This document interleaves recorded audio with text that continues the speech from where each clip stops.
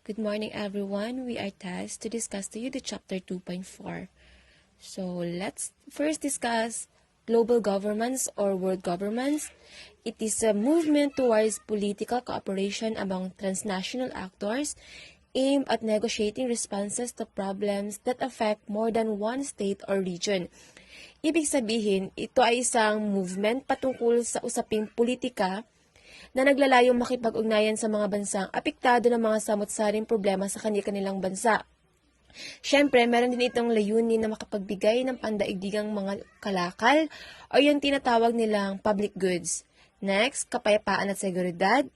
Third, mga sistema ng hustisya at pagpapagitna para sa hidwaan or in English, justice and mediation systems for conflict. At ang panghuli ay ang functioning markets and unified standards for trade and industry.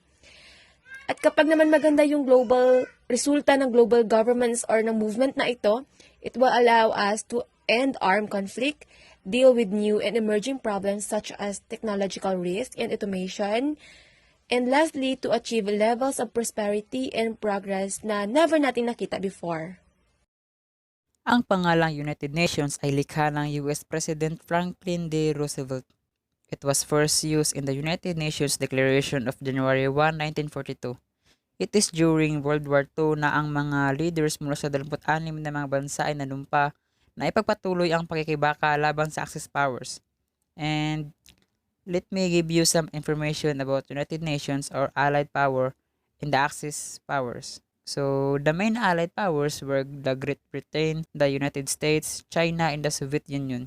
The leaders of the Allies were Franklin Roosevelt of the United States, Winston Churchill of the Great Britain, and Joseph Stalin of the Soviet Union. The common purpose of the Allies was to defeat the Axis powers and create a peaceful post-war world.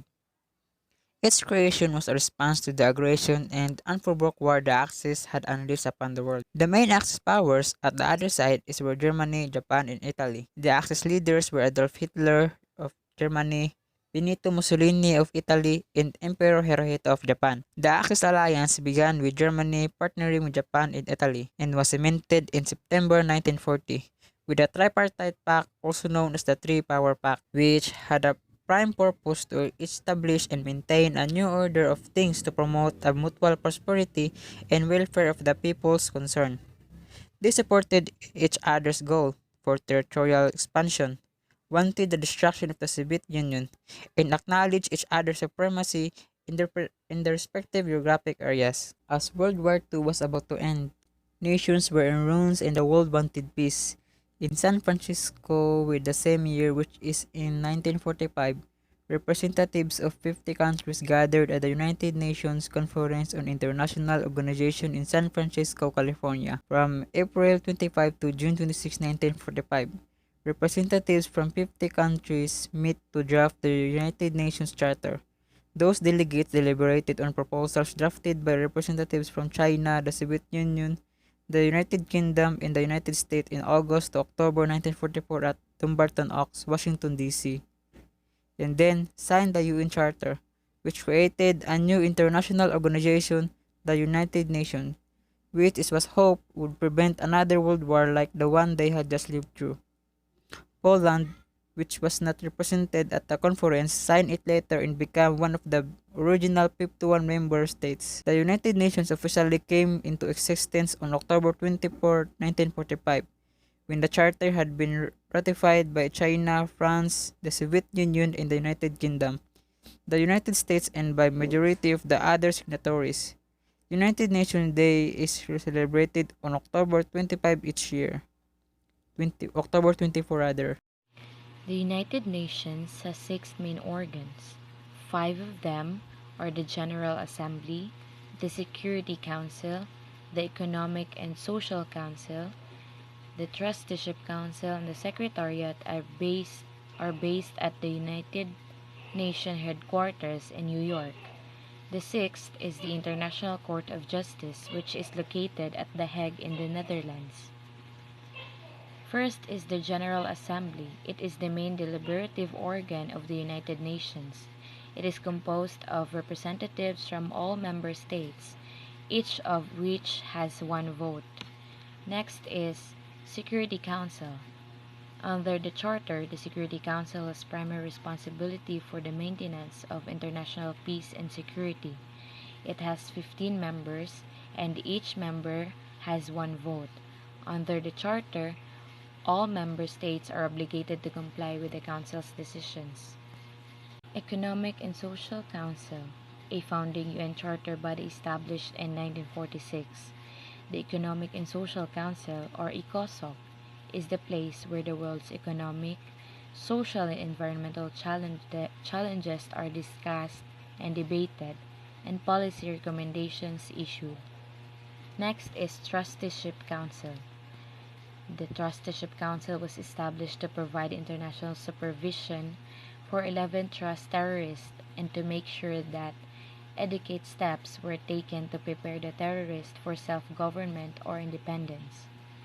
Next is International Court of Justice.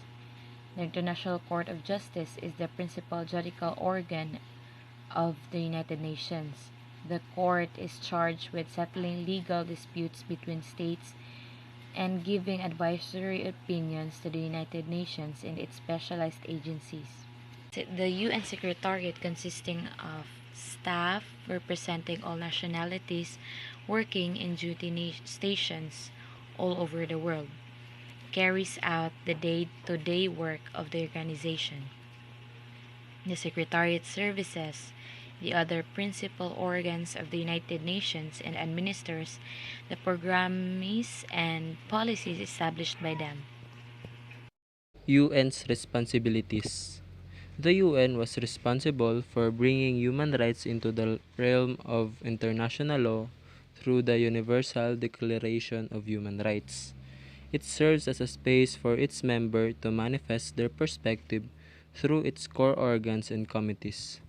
The organization has become an instrument for governments to identify space of agreement and resolve problems collectively by enabling the exchange of opinions between and among its members and by hosting consultations. And it carries function of delivering humanitarian aid, promoting sustainable development, and upholding international law. The Universal Declaration of Human Rights, or UDHR, is a milestone document in the history of human rights, drafted by representatives with different legal and cultural backgrounds from all the regions of the world. The declaration, proclaimed by the United Nations General Assembly in Paris on December 10, 1948, as a common standard of achievements of all peoples and all nations, it is set out for the first time fundamental human rights to be universally protected, and it has been translated into over 500 languages. This is the main area that covers the work of UN. First is to maintain international peace and security. The organization utilizes good offices, diplomacy, and mediation. It does peacekeeping process in countries with domestic conflicts and peace-building tasks in countries freed from conflict, lessening the risk of reversing into conflict and setting the groundwork for sustainable peace and development. It agrees on the global battle against terrorism and work for removal of nuclear weapons and other instruments of mass destructions.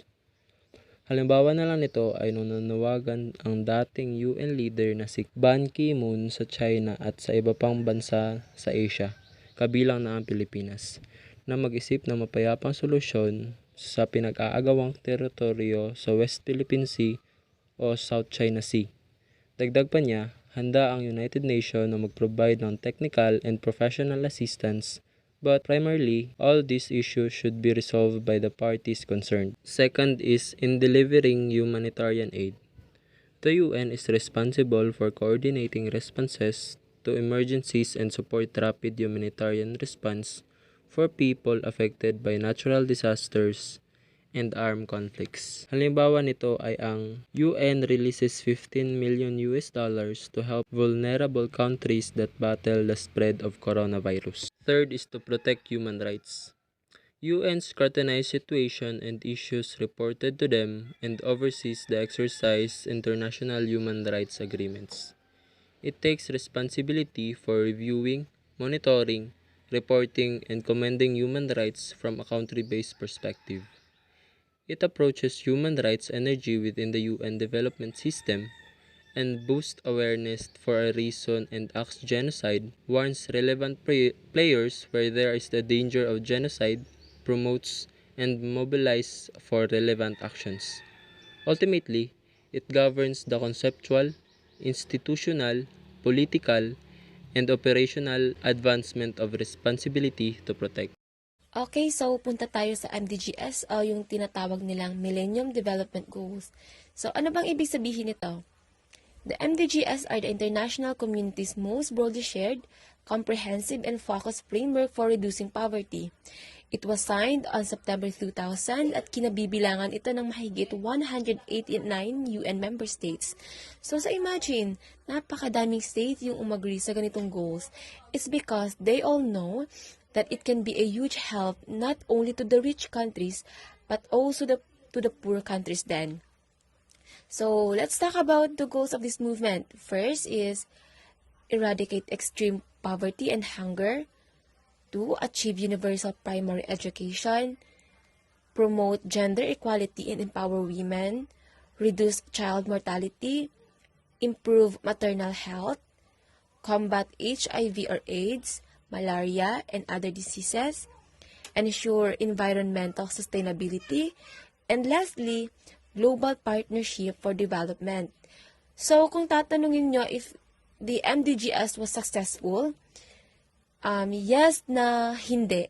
Kasi as of 2015 comes to a close and the world takes a look at the progress that has been made, it is clear that while much has been accomplished with more than 1 billion people having been lifted out of poverty, many of Millennium Development Goals were not complete successes and some failed outright.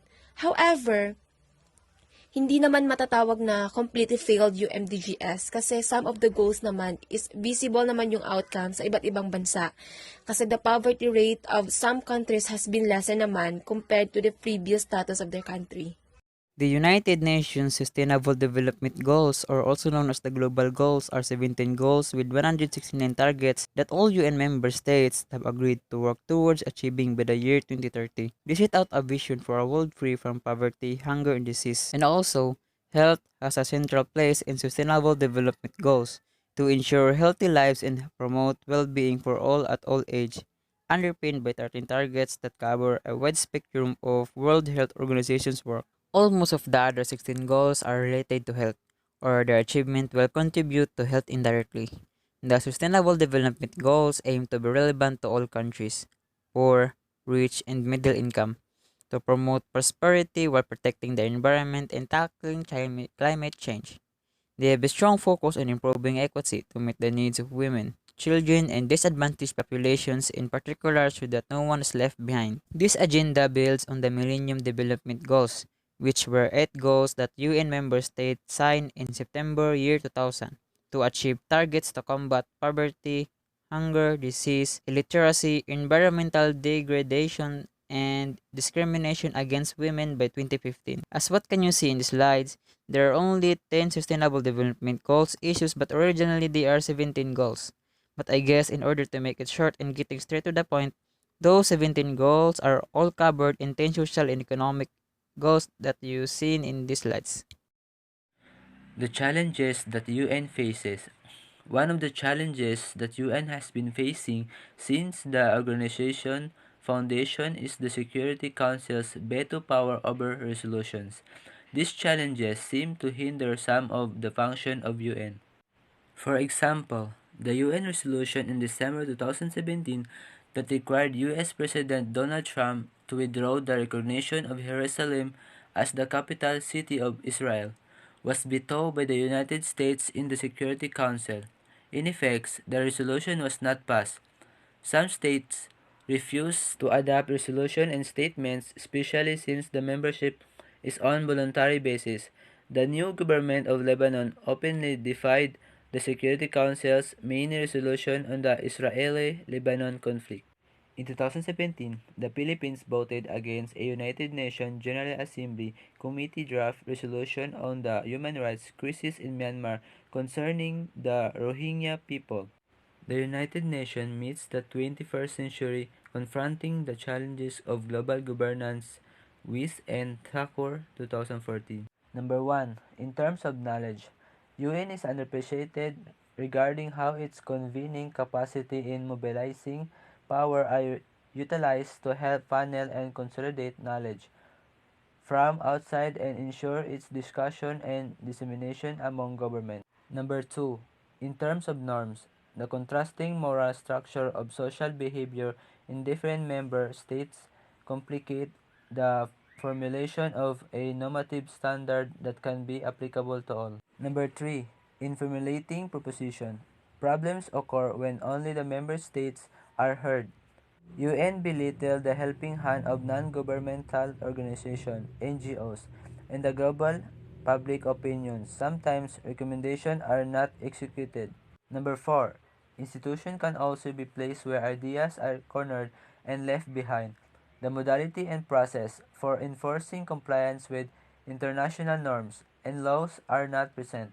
In fact, some UN staff members violate, cheat, and challenge them. Despite the establishment of global norms and international laws that nation-states should follow, the nation-states are still relevant, for there will be no intergovernmental organization without them. Also, international and multinational agreements are designed by the states and propelled by the initiative that they undertake.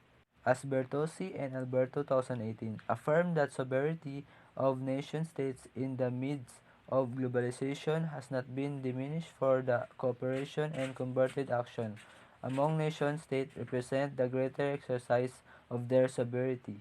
Furthermore, the own states remain to the active agents of local and transmissional realms of concern.